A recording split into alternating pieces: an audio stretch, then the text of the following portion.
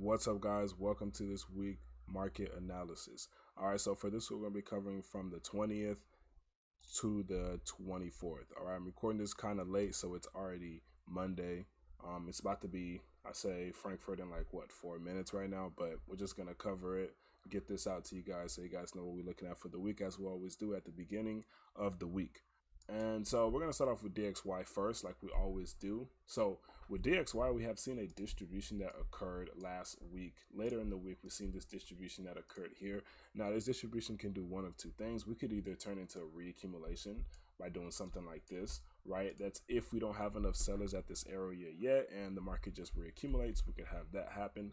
Or we could see us, trade off of this supply zone as we're doing now and continue lower to come back and test this reaccumulation right here. As you know, this reaccumulation is what actually caused us to break this high right here. So technically this is our quote unquote slingshot area that we would want the market to come into, and this is our latest demand area that we'll want the market to come into. So those are the two most optimal scenarios that I see that's going to happen on DXY. Either we just reaccumulate, continue higher, or we come back inside of this reaccumulation, accumulate and continue higher, right? So overall, the direction for DXY that I'm thinking is that we're going to continue higher for the week. Now, we might start off going lower, but overall, I think we're just going to do that just to get back into that bullish trend like we were doing before. Okay, so moving on to EU, I'm going to go through these pretty quick. So moving on to EU. Now, EU is a little bit tricky right now, honestly, because to be honest, I was expecting EU to at least take out this low, which we didn't. And that is why I was thinking that we could have had a reaccumulation on DXY. All right, so DXY and EU are inversely correlated. So I was expecting this to be a redistribution. And if for this to become a redistribution, DXY has to continue higher. Okay, so essentially what I don't like is I don't like the fact that we didn't at least take out this low. Okay, we didn't take out that low, and we didn't take out our main objective, which is this low right here. All right, so what that means is right now we're kind of in a dilemma because essentially we did not technically break this low, which we did not technically break order flow, because we have a higher order flow and we have lower order flow. Like I said, we have higher time frames order flow, we have lower time frames order flow. Technically we are within this still. Okay, because this right here is what invalidated this actual supply zone. So while this area was happening, we had some lower time frame going on that we marked up, but from this we did not make a new low. Okay, we just reacted off of this. So essentially, I mean, I don't really think that this is going to be able to hold us. We could just come back up to here, test this, and continue lower. But the thing is, I don't see the reason why they would waste money creating this accumulation here. I don't see why they would waste money creating this accumulation right here just for us to come and take this low, right? It doesn't make sense. It doesn't make sense for us to just, accumulate, go back up here, distribute, and then come down here. It would have been smarter for us to just take out this low and then go higher. But, I'm not an institution. I don't know what they're thinking. So we're just going to trade what we see. And that is the reason why I took a sell here on EU. Ended up hitting stop loss, but it is what it is, right? So essentially right now I'm just sitting on my hands with EU. I'm not really doing anything crazy unless we get something, maybe like a clean accumulation that breaks this high or whatever. To be honest, I'd most likely go for sales because I believe DXY is just going to go higher either way. Okay, so looking at GU has actually made its low. Like I was telling you guys, this was actual supply that was holding us lower, right? So by us breaking this high, we technically broke order flow up. Now look, GU came down and broke the main low. So what does that mean? We actually made a new order flow low. So this is an actual valid supply zone. So you guys see the difference of what I mean with EU and how I was talking about that order flow, right? So essentially now what I'm looking for is I'm looking for a sell out of here, right? We can see GU come in here, look for that distribution on lower time frame, that change of character that we usually look for, and then take the sales down. Okay, simple as that. I'm not looking for any buys, honestly. If you want to scalp a buy, there is a potential here. If you want to take that, it has to be like the cleanest buy ever. right? It has to be like a clean accumulation to come into here. But to be honest, if you don't want to deal with that, just wait for the sales. We came so close anyways, so there's not really much potential here. It'd really just be a waste of time and a waste of a trade just fighting over that, right? Okay, so moving on, right? AU is bearish, all right? AU is bearish. You can see we have this high, this low, bearish, right? We're in a bearish leg right now. So lower time frame, looking at our order flow, we had this distribution up here. So what I'm thinking is this distribution, and we can see that we have many redistributions as we're going down. Now, we did invalidate some areas of supply.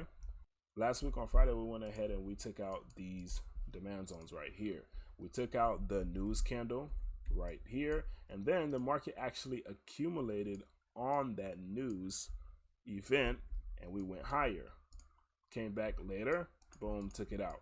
So that means sellers are still in control of this market for me. So what I'll be looking for is I was looking for this area right here, and I was just going to look for a distribution down.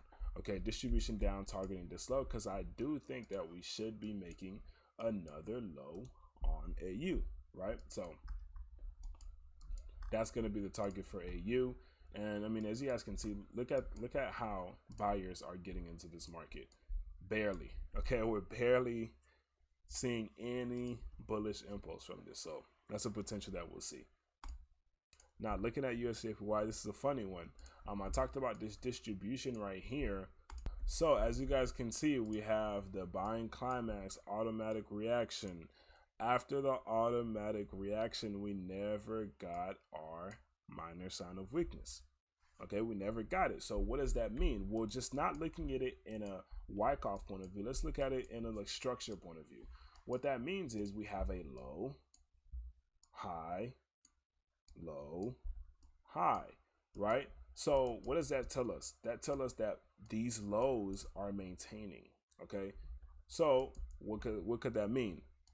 Liquidity, manipulation, we go back up, reaccumulation. So going with the anticipation that this market is going to continue higher, right? We had a reaccumulation on Friday, and what I'm expecting here is the same thing. I'm expecting some lower time frame confirmation that could tell us that we're going higher, okay? If we do not do that, then what I would need is maybe we come out here and take out this high. Once we do that, this will probably be our slingshot, whatever is created here. And then this right here is going to be our main origin that we're going to look for buys from. Okay.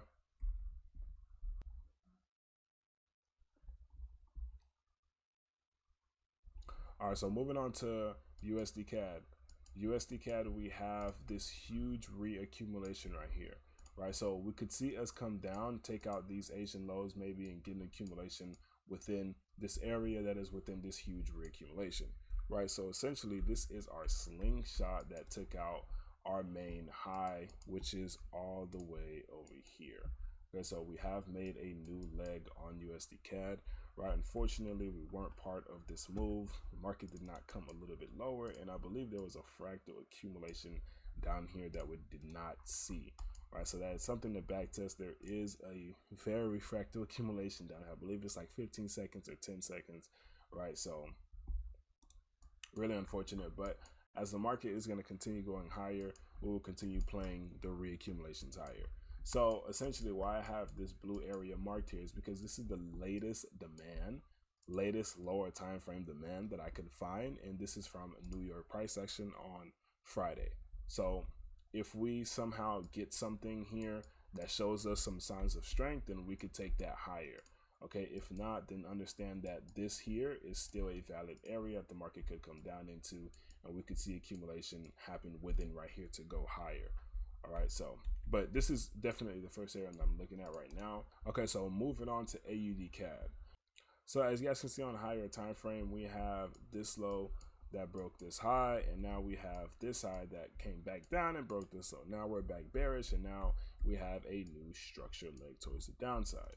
Okay, so essentially after making this new structure leg, we can see the market rallied a lot. Don't forget that pullbacks are a part of trend. Okay, we wouldn't have a trend if we didn't have pullbacks, so it is necessary that we see pullbacks. So it does make sense if the market, you know, we do something like this, we pull back, give us a retracement, then go down. That's going to be our new high, new low, pull back. You see what I'm saying? So it does make sense. So if we see this market go higher, do not be freaked out, right? So essentially what I was looking for, right, we could see an accumulation inside of here. Maybe if we get a raid of these lows, go back up, we'll take that going higher, okay? We'll take that going higher. But that is something that, you know, you could take for a possible hedge buy if you want, right? Or maybe we'll continue to sell, okay? Depends on where the intent is at. Right now, the intent is with the buyers. I haven't seen no bearish intent yet.